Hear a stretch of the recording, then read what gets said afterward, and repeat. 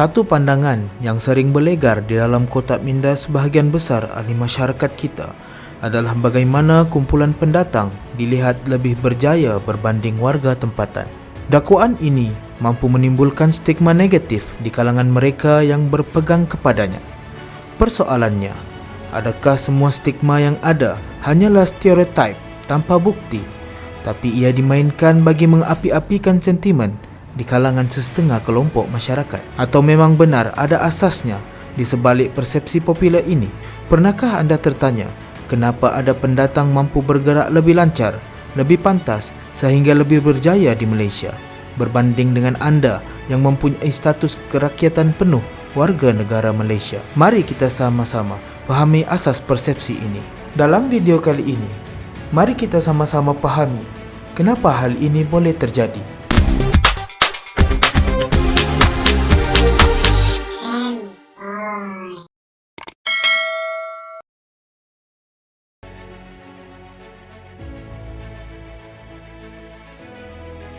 Jangan terkejut sekiranya kami nyatakan bahawa fakta memang wujud hubungan di antara kadar kejayaan seseorang, khasnya dalam bidang perniagaan, dengan status kedudukannya sebagai pendatang dalam sesebuah masyarakat. Kajian berkenaan hubungan ini telah dijalankan di banyak buah negara dan hasilnya menemui satu dapatan yang serupa. Golongan pendatang asing, terutamanya individu yang memperolehi status penduduk tetap, akan mempunyai tahap penyertaan dan tahap kejayaan yang lebih tinggi berbanding kumpulan perniagaan tempatan, khasnya dalam sektor perniagaan. Ada dua faktor menjadi punca utama kenapa fenomena seperti ini berlaku di kebanyakan negara dunia. Pertama, melibatkan proses selektif yang diamalkan kerajaan bagi menyokong atau menampung kumpulan majoriti yang meminggirkan golongan minoriti. Kedua, adalah tindakan diskriminasi yang dilakukan sama ada secara rasmi atau tidak rasmi ke atas golongan pendatang. Sebenarnya, memberikan kesan positif kepada kumpulan ini. Seseorang yang bukan dari kalangan warga tempatan, ketika bersaing, tidak mempunyai tempat berpaut seperti mana peniaga warga tempatan atau kelompok majoriti yang lain yang memerlukan dia menjadi terbuka untuk mengambil langkah lebih kreatif atau berbeza. Diskriminasi yang mereka rasai, khasnya melibatkan penyertaan mereka di dalam sektor awam, mendorong mereka untuk cuba mencari jalan yang jarang dipilih oleh warga tempatan atau warga majoriti. Ini adalah untuk memastikan keberlangsungan hidup mereka terbela. Di kalangan kumpulan pendatang ini juga, mereka ada kesedaran bahawa ancaman diskriminasi yang telah mereka tempuhi akan berterusan. Tekanan ini menyebabkan lebih ramai di antara mereka berusaha membangunkan syarikat atau perniagaan sendiri atau sekurang-kurangnya mencipta pekerjaan bagi diri sendiri bagi membolehkan mereka keluar dari tekanan yang dirasai. Pembukaan kedai bagi menyokong kehidupan kaum migran. Cuba anda lihat sekeliling anda dan kira berapakah jumlah perniagaan dimiliki kaum migran yang berkemungkinan besar kita juga kunjungi. Tak perlu lihat dalam skop yang besar, cukup kita hanya fokuskan dalam sektor kedai makan sahaja.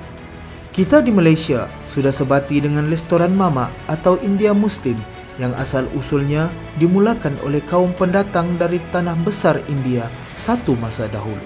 Pada waktu malam pula, restoran Tom Yum menjadi pilihan kita. Rangkaian perniagaan restoran ini pula dikuasai dan diuruskan peniaga-peniaga dari selatan Thailand, berkemampuan bertutur dalam bahasa Thai, dialek Kelantan maupun bahasa Melayu yang jelas. Kedai Aceh pula kini sudah menjadi satu bentuk jenama perniagaan yang popular dalam sektor perniagaan runcit di dalam negara kita. Pendatang Bangladesh juga semakin galak membuka perniagaan di Malaysia, terutamanya dalam peruncitan, pembinaan atau pemasangan elektrik, di mana mereka memanfaatkan pengalaman mereka sebagai pekerja untuk memulakan perniagaan mereka sendiri, seterusnya menjadi seorang tauke. 4 contoh di atas merupakan antara contoh yang boleh kita temukan dan kita kongsikan. Namun sayangnya, tidak banyak kajian berkenaan perkembangan perniagaan yang dipelopori oleh kaum masyarakat migran dijalankan di negara kita. Tidak seperti banyak negara maju yang lain. Namun, apa yang dapat kita saksikan dengan mata kita sendiri di dalam negara Malaysia sama situasinya di kebanyakan negara dunia luar. Perniagaan yang diuruskan oleh kaum migran bercambah dan berkembang pesat. Warga tempatan sendiri ada masanya gagal untuk bersaing. Di Amerika Syarikat, di mana fenomena ini berjaya diselidik dengan lebih mendalam.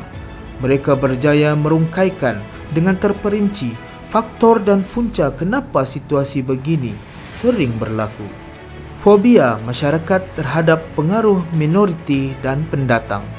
Di Amerika Syarikat, stigma yang timbul apabila bercakap berkenaan topik berkaitan isu ini adalah berkenaan pengaruh pendatang Meksiko kepada sektor perniagaan mereka.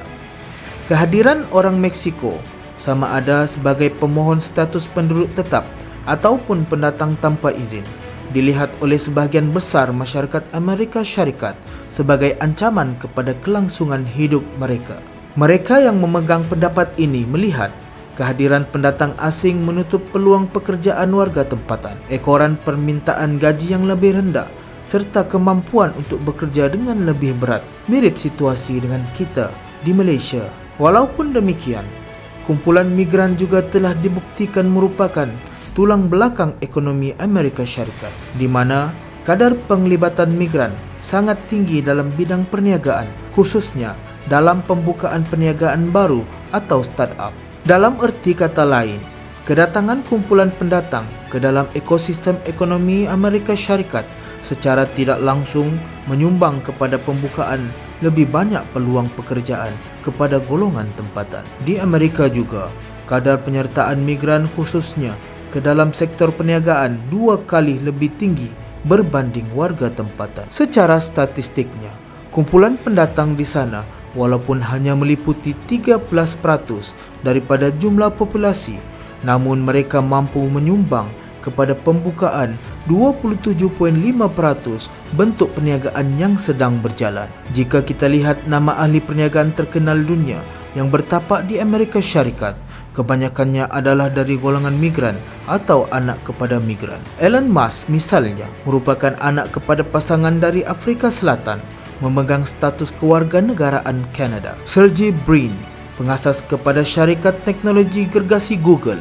adalah pendatang dari Moskow semasa pemerintahan Kesatuan Soviet dekad 70-an.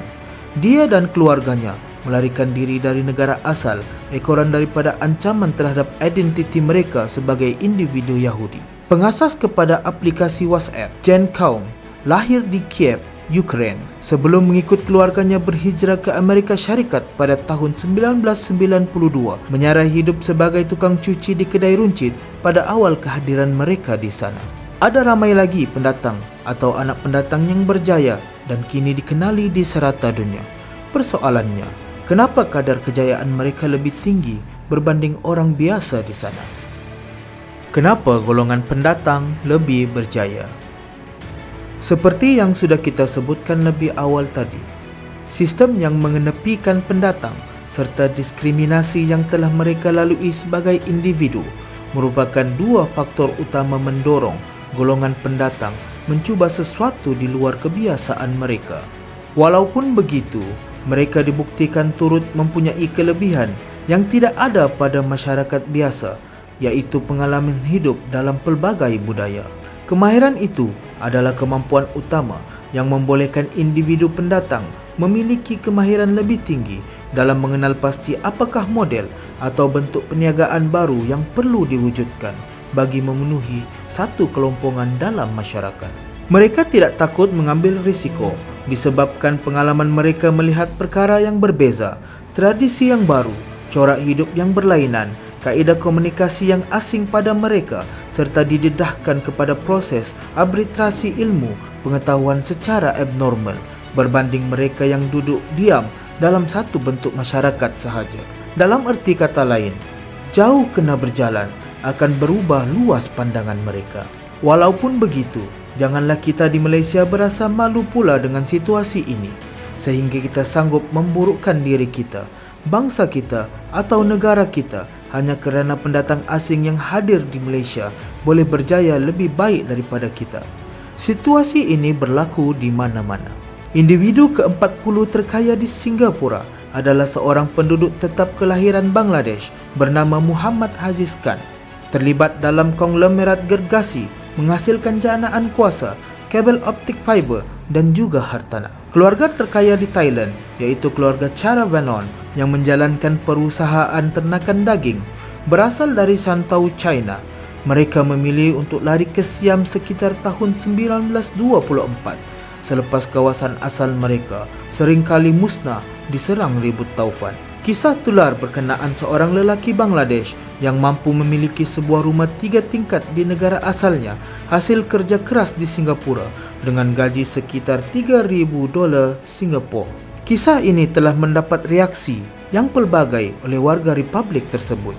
Seperti biasa, apabila kisah berkenaan kejayaan pendatang asing dikongsi oleh rakyat sesebuah negara, reaksi negatif akan timbul menampakkan rasa kurang senang atau iri hati masyarakat tempatan. Begitu jugalah dengan negara jiran kita ini. Netizen mula mempersoalkan bagaimana pendatang Bangladesh mampu memiliki kediaman 3 tingkat hasil kerja di tanah air mereka, sedangkan orang tempatan perlu berpuas hati dengan unit bangsa puri kecil, didakwa bukti ketidakadilan dalam sistem masyarakat mereka. Kami sudah sebutkan dengan panjang lebar kenapa situasi ini akan terus berlaku. Pendatang ada banyak kelebihan yang sukar untuk kita akui benar. Mungkin ada di antara anda sedang memandang rendah kumpulan pendatang asing yang masuk bekerja di Malaysia. Ingin diingatkan bahawa mereka sebenarnya bijak, berani dan berkemampuan untuk hidup dibantu pengalaman yang dikumpul ketika keluar dari persekitaran yang normal untuk mereka ke satu alam yang tidak menerima mereka sepenuhnya. Jadi, janganlah kita terus memandang rendah sekiranya mereka berjaya melebihi kita kerana pilihan hidup mereka memberikan mereka banyak kelebihan yang kita tidak ada. Untuk melangsungkan hidup dalam negara yang penduduk majoritinya adalah kita rakyat Malaysia. Kekurangan mereka sebenarnya adalah kelebihan untuk mereka lebih berjaya berbanding kita dalam berniaga. Terima kasih. Jumpa lagi di video seterusnya.